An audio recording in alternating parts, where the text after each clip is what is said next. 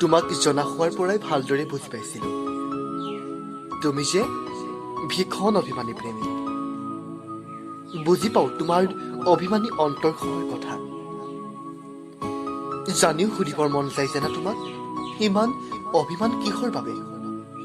মোৰ বাবেই নে আমাৰ সপোনবোৰ দিঠকত পৰিণত কৰিব নোৱাৰা দুখত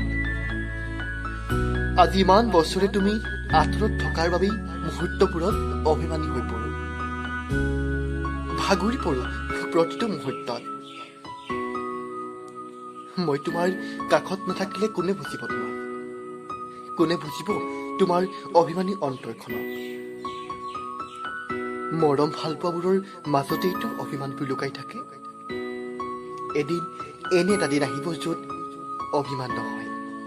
মৰম বিশ্বাস আৰু ভালপোৱাবোৰ থাকিব